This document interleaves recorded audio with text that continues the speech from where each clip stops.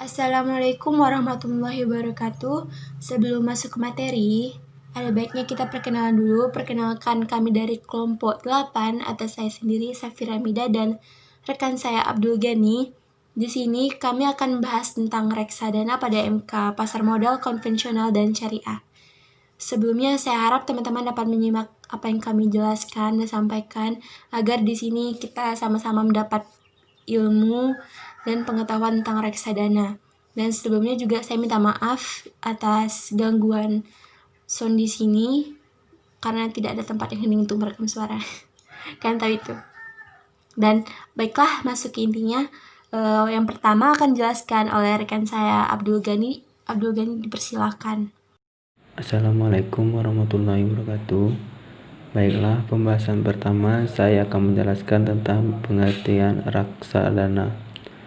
Menurut Undang-Undang Nomor 8 Tahun 1995 tentang Pasar Modal 1 Ayat 27, reksadana adalah wadah yang dipergunakan untuk menghimpun dana dari masyarakat pemodal untuk selanjutnya diinvestasikan dalam portofolio efek oleh manajemen investasi.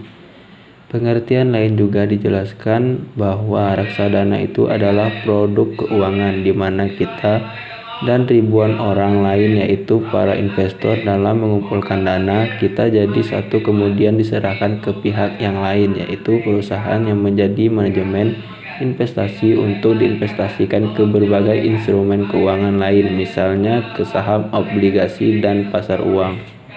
Jenis reksadananya itu menentukan kemana uang kita akan diinvestasikan. Di Indonesia biasanya ada 4 jenis reksadana yang bisa ditemui.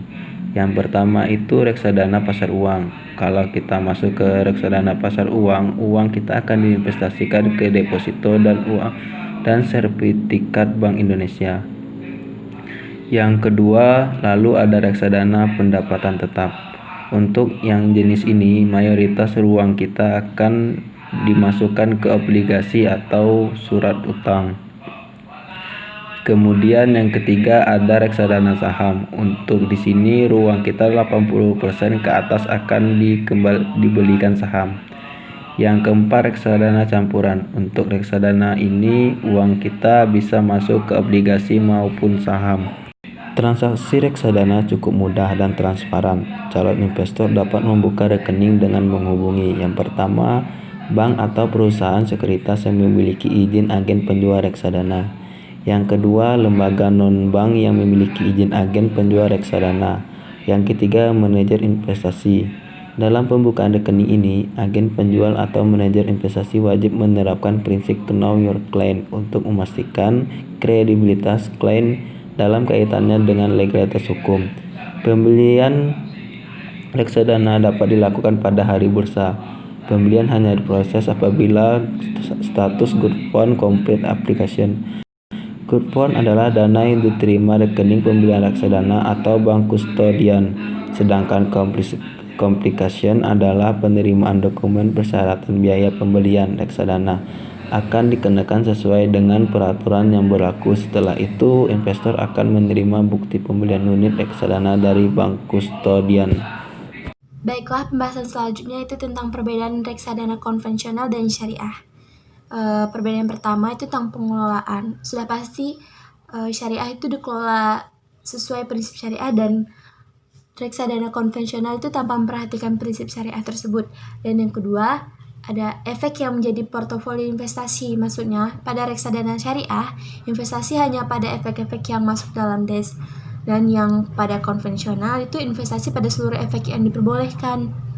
Perbedaan ketiga itu pada sistem mekanisme pembersihan kekayaan non halal. Pada reksadana syariah itu terdapat mekanisme pembersihan kekayaan non halal seperti yang haram itu tidak ada gitu kan. Tapi dalam dana konvensional itu tidak ada mekanisme seperti itu. Dan yang keempat itu keberadaan dewan pengawas syariah. Kalau di syariah pasti ada dan di konvensional itu tidak ada. Lalu yang terakhir ada perjanjian atau akad. Tentunya reksadana syariah itu menggunakan akad syariah dan konvensional menggunakan akad konvensional juga. Dan persamaannya hanya terletak pada dua-duanya sama-sama diawasi oleh OJK, namun jika di reksadana syariah itu diawasi oleh DSN MUI juga. Selanjutnya ada keuntungan dan risiko jika kita menggunakan reksadana. Keuntungannya yang pertama, pemodal walaupun tidak memiliki dana yang cukup besar dapat melakukan diversifikasi investasi dalam efek sehingga dapat memperkecil risiko. Yang kedua, reksadana mempermudah pemodal untuk melakukan investasi di pasar modal. Yang ketiga, efisiensi waktu. Maksudnya dengan melakukan investasi pada reksadana di mana dana tersebut dikelola oleh manajer investasi profesional, maka pemodal tidak perlu repot-repot untuk memantau kinerja investasinya karena hal tersebut telah dialihkan kepada manajer investasi tersebut. Selain mendapatkan keuntungan jika menggunakan reksadana, pastinya ada resiko kan. Nah, di sini resiko yang pertama itu resiko berkurangnya nilai unit penyertaan. Resiko ini dipengaruhi oleh turunnya harga dari efek seperti saham, obligasi, dan surat berharga lainnya yang masuk dalam portofolio reksadana tersebut. Yang kedua, risiko likuiditas. Maksudnya risiko ini menyangkut kesulitan yang dihadapi oleh manajer investasi. Yang ketiga, risiko one prestasi. Maksudnya risiko ini merupakan risiko terburuk. Kenapa? Karena di mana risiko ini dapat timbul ketika perusahaan asuransi yang mengasuransikan kekayaan reksadana tidak segera membayar ganti rugi pertanggungan saat terjadi hal-hal yang tidak diinginkan. Pembahasan selanjutnya itu tentang sehat keuangan sebelum investasi di reksadana.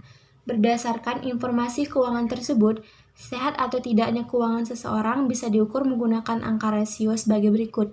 Yang pertama, rasio pendapatan terhadap pengeluaran. Seperti yang kita ketahui, pendapatan adalah semua penghasilan yang sifatnya rutin seperti gaji dan tidak rutin seperti komisi. Sedangkan pengeluaran adalah mulai dari belanja kebutuhan rutin, transportasi, rekreasi, cicilan utang, dan lainnya. Yang tidak termasuk pengeluaran adalah kegiatan investasi seperti menabung uang di bank, membeli emas, reksadana, dan instrumen investasi lainnya secara uang tunai. Yang kedua, ada rasio cicilan produktif dan cicilan konsumtif.